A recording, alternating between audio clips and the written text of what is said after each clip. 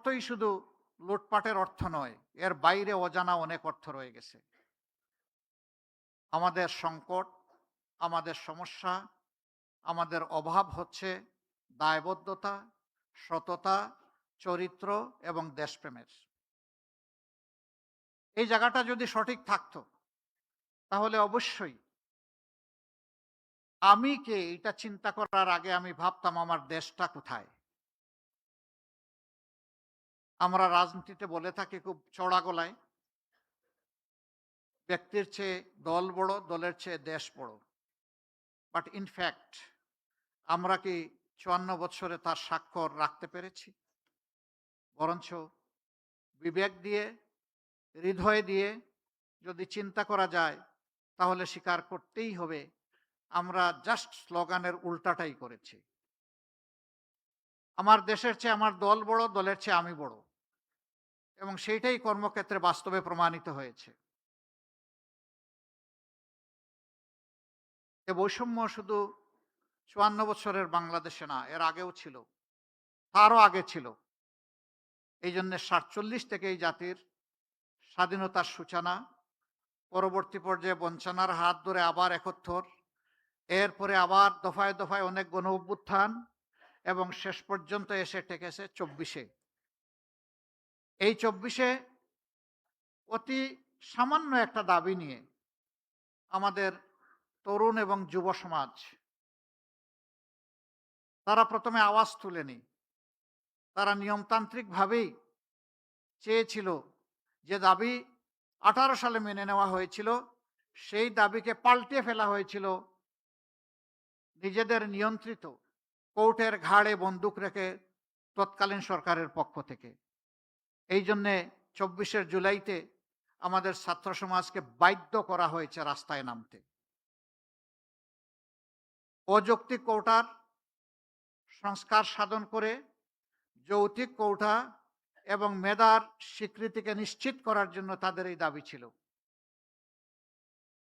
অতীতের মতোই সেই আবার গায়ের জোর, অস্ত্রের জোরে এই দাবিকেও দমিয়ে দেওয়ার চেষ্টা করা হলো। এই দাবি নিয়ে প্রথমে ঢাকা বিশ্ববিদ্যালয়ের ছাত্রছাত্রীরা তারা সোচ্চার হয়েছিল। পর্যায়ক্রমে সারা বাংলাদেশের ১৮ কোটি মানুষই তাদের সাথে সামিল হয়ে গেল, এবং এই দাবি আদায়ের পথে প্রথম যে বাঁক ছিল, টার্নিং পয়েন্ট ছিল ১৫ জুলাই রাতের বেলা ঢাকা বিশ্ববিদ্যালয়ে, যখন ছাত্রীদের উপর অত্যন্ত পৈশাচিক নির্মম কায়দায় তৎকালীন ফ্যাসিস্ট সরকারের লেলিয়ে দেওয়া লোকেগুলা ঝাঁপিয়ে পড়েছিল। আমাদের মেয়েদের গায়ে হাত লাগার সাথে সাথে সারা বাংলাদেশ সেদিন জ্বলে উঠেছিল।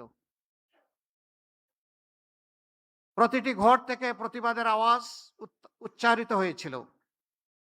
তার পরের দিনই এইটাকেই সমর্থন জানিয়ে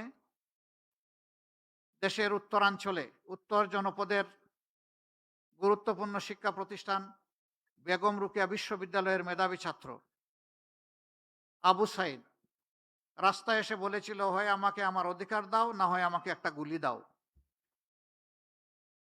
সে আরো বলেছিল, এই যন্ত্রণার অমানিসার শেষ হবে কবে? বুকের ভিতরে তুমুল ঝড়, বুক পেতেছি গুলি কর।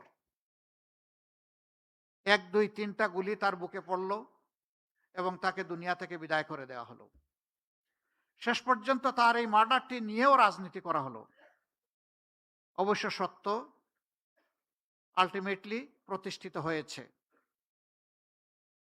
এরপরে লাশের পর লাশ, সারা বাংলাদেশের রাজপথকে লাশ দিয়ে ভরে দেওয়া হলো। কম বেশি ১৪০০ জন তরুণ, যুবক, যুবতী, শিশু, আবাল, বৃদ্ধ, বনিতা, শ্রমিক, ব্যবসায়ী, শিক্ষক, বিভিন্ন শ্রেণী পেশার মানুষ এই গণ উত্থানে বিপ্লবী জীবন দিয়েছেন।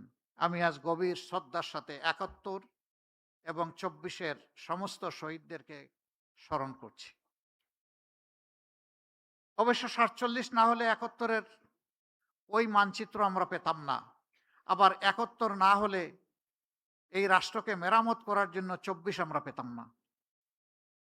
কাজেই প্রত্যেকটা একটা আটটার সাথে সম্পর্কিত। সম্মানিত সুধীমণ্ডলী, একটি রাজনৈতিক দলের ইশতেহার একটি নির্বাচনকে সামনে রেখে এটি কোনো দলীয় কর্মসূচি নয়, বরঞ্চ একটি জাতির প্রতি একটি দলের চিন্তা, তার ভিশন, তার পরিকল্পনা এবং কিভাবে সে আগামীর দেশটাকে সাজাতে চায় তার একটি জীবন্ত দলিল, যা জনগণের কাছে এটি জীবন্ত একটি ডকুমেন্ট হিসাবে থাকবে। রাজনৈতিক দলগুলা যে ইশতেহার প্রকাশ করে থাকে, কার্যত সমাজের প্রতি এটি তাদের দায়বদ্ধতা এবং অঙ্গীকার।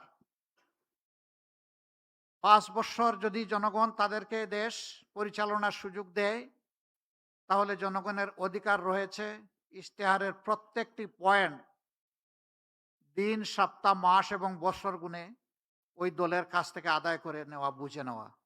এটা জনগণের অধিকার।